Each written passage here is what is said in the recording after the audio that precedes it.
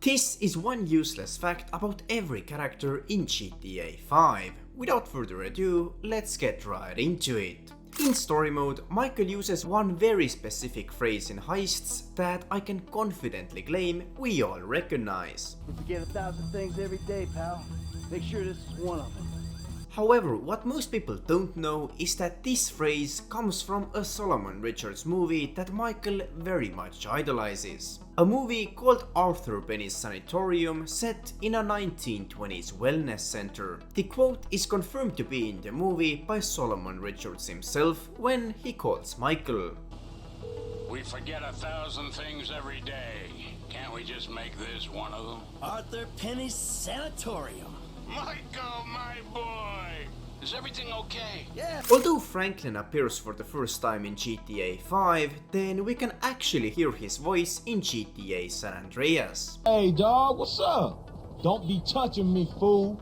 Hey, who told you that shit was G, dawg? This is because the NPC was voiced by Sean Fantano years before he managed to secure the Franklin Clinton role for GTA 5. However, I think it would be too far-fetched to consider these two characters voiced by Fantano to be the same, as GTA San Andreas took place in the 1990s when Franklin was only 4 years old. Trevor has an SAU flag in his trailer, plus an additional jacket in his wardrobe with the same logo. This is most likely the special airborne unit that he was a part of in the Air Force, which he also mentioned to Wade when driving to Los Santos.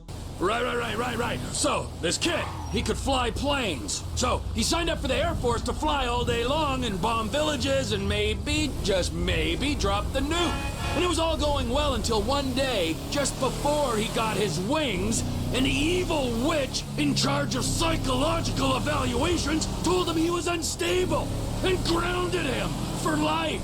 That's terrible. It was! The motto of the unit is Confide Nemini, translating to trust no one, a motto that Trevor still seems to live by, as it's the exact phrase he told Ferdinand Karimov when dropping him off at the LSIA. Now look, trust no one, alright? You're alone now. Really? Yeah, really, now let's go. Fuck off. Now, what's interesting about it is that our submarine captain Pavel has actually the same airborne unit's logo tattooed on his right arm, making it very likely that Trevor and Pavel actually served together in the unit for some time. Before Lester moved to Los Santos, he was living somewhere in the Midwest at least until 2004. This explains how he knew and worked alongside Michael already before the failed bank heist of North Yankton. But in our GTA Online actions, it is revealed that Lester actually planned to move to Los Santos a long time before that. He claimed that sometime after he finished his university studies, he actually applied to work in the University of San Andreas, but was at the time rejected. You know, I once got turned down for a comp sci professorship over at ULSA. So, in retribution, I hacked their staff server and left a back door so wide a drunken freshman could stumble through it. Lamar and Franklin are best known for being the funny, polar opposite duo of two black guys, a stereotype that is not only popular in GTA, but also in movies like Bad Boys, Fast and Furious, etc. The only thing is that Lamar is not actually considered black. Despite the families being a black majority South LS gang, Lamar is actually an Apache. For anyone who doesn't know what this means, Apaches are a group of Native American people that live around Nevada, New Mexico and northern Mexico. Lamar himself actually confirms that he has Apache blood in him in the repossession mission.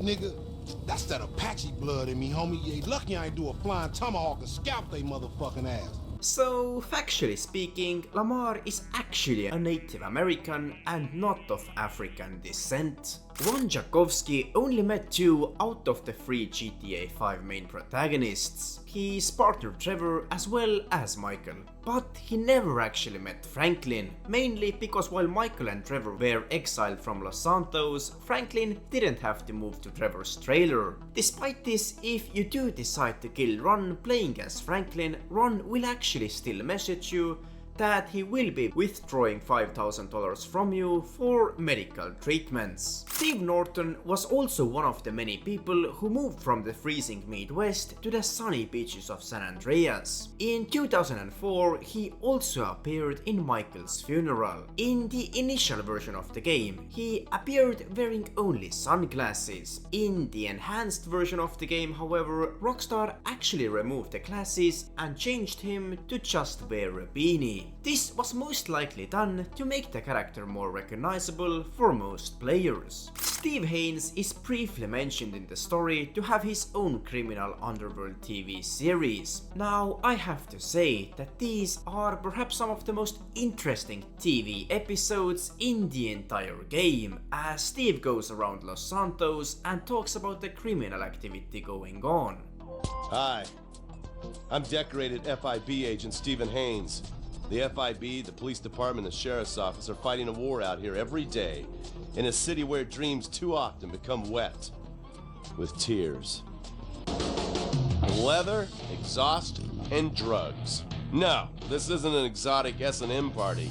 These are one of the nation's toughest outlaw motorcycle gangs. Of course, to become truly popular, your murder has to be both unsolved and gruesome. In a town full of alien spotters, adults dressed as zombies, and entertainers dressed as cartoon characters, it takes something particularly awful to really catch people's attention. Now, what's interesting is that when you do decide to choose ending C, aka the one where you need to kill Haines, Dave will actually message Michael after the mission and tell him that he has been chosen to replace Steve in the TV show. So despite getting killed, Haynes' TV show that he was famous for kept on airing on TV. Devin Weston is known to be an extremely wealthy individual. He even owns the Banner Hotel and Spa chain, which has locations not only in Los Santos but all over the US. For example, Devin owns the skyscraper in Star Junction, Liberty City, where one of the hotels is located. Not to mention a hotel building in downtown Los Santos, in Del Perro Beach, and even as far as North Yankton, where also one of the hotels is located. Harold O.G. Stretch was one of the main members of the families that we got to meet in 2013. If you do decide to not kill Stretch at the end of the game, it will result in Lamar not coming out in broad daylight. LD, man, let's hit it, homie. Hit it? The only hit I'm gonna get is a mafia hit if I go out in broad daylight. That fool Stretch gonna knock my noodles off. Call me at night. Hey, you wanna get up or something? What's happening? In the daytime? With Stretch out there? Are you serious? You trying to get me smoked, homie? It's interesting because, at least in my opinion, it should be the other way around, as it was Stretch who set up Lamar at the Palito Bay sawmill. But it just goes to show just how much of an authority Stretch had on Lamar throughout the game. Wei Cheng may be the unluckiest character in the entire GTA universe. In Ending C, when our trio decided to kill all their enemies, it was Lester who helped them locate and kill Wei Cheng. Now, Wei was also the father of Tao and Georgiana, the girl that Lester later married. So just imagine getting first killed by Lester, only to then see this disabled mofo giving backshots to your daughter from the afterlife.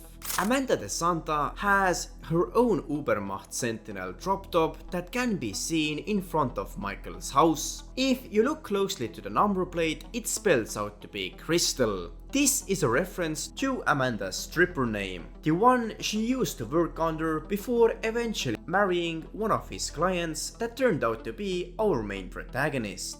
Jimmy is a video game enthusiast who, in all fairness, is a little bit overweight to say the least. To kind of hide his weight, however, he is often rocking his signature jersey with the name De Santa and number 7 on his back. This number is actually a reference to Jimmy's favorite video game called Righteous Slaughter 7, which even has a billboard all around Los Santos and which is also the same game that he can be seen playing when Michael destroys his TV. Tracey the Santa is most often linked to the mission where Trevor and Michael reunite to save Tracey from humiliation on live TV. However, after this mission, many players don't realize that Tracey will go to perform in the show once again, this time not to dance, but rather to sing her song, so is one of the main characters that triggers the entire GTA 5 story. If it wasn't his house that was torn down in Vinewood,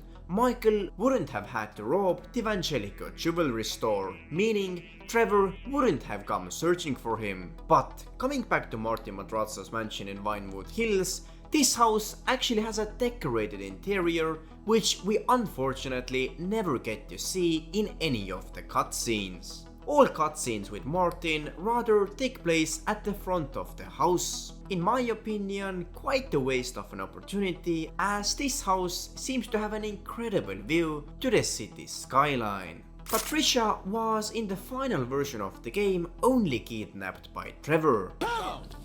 Answer the fucking question! I asked for a fair day's pay after a fair day's work. Then he kinda got a little angry, so I admit, I kinda got a little angry. Did you kill him? What kind of fucking animal do you take me for? No, I didn't kill him. Oh, fuck. But I did kidnap his wife. Oh no! However, in the development stage, it was supposed to be that Patricia will be kidnapped by both Trevor and Michael during a heist called the Sharmuta Job, a supposed heist where Trevor and Michael would have robbed Martin's mansion. This heist was unfortunately cut from the final game, most likely because of the already large amount of heists we already had.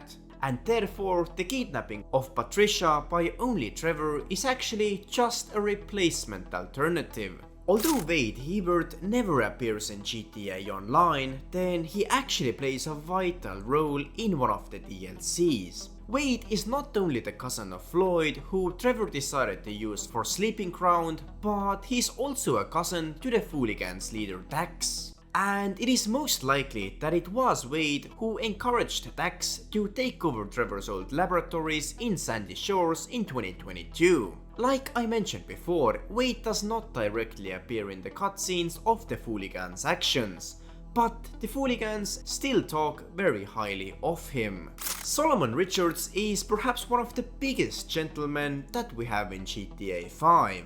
However, this doesn't spare him from false allegations. During a chase between Franklin and Peter Dreyfus, Peter claims that it was actually Solomon who killed the famous Vinewood actor Leonora Johnson.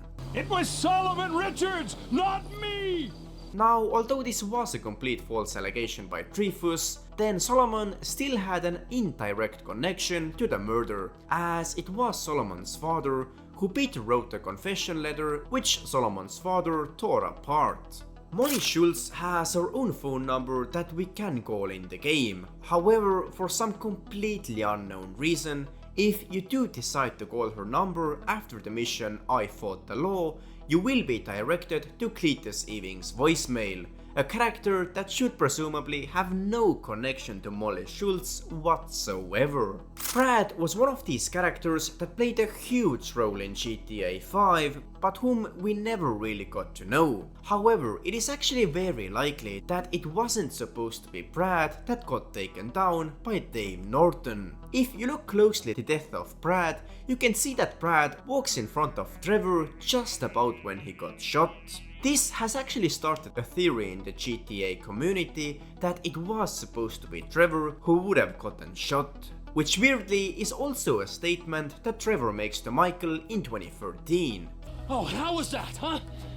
With Brad in the can and me in the ground, or both of us in the coffin? Brad got shot. You saw it. From a logical point of view, it would have also been a lot more sensible, as Trevor posed way more of a threat to revealing the identity of Michael than Brad. Brad never really got along with Michael and was only brought into the criminal group by Trevor. And although Trevor can be seen wanting to rescue Brad throughout the game, then after finding out he was indeed dead, Trevor also admits that Brad was a dick and eventually he would have been killed anyway. I mean, let's be honest, Brad was a dick and things were getting out of control. Chop is the only playable non-human character in the game. What most people don't know, however, is that he's also the only character who is unable to swim in any body of water, and he will drown even in a swimming pool. In fact, the only time Chop is able to swim across water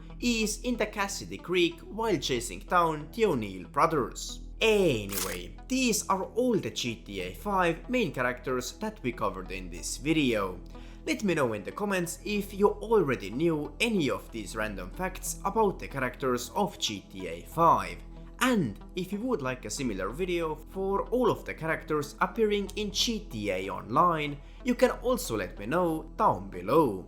Thank you for watching and I'll see you guys in the next video.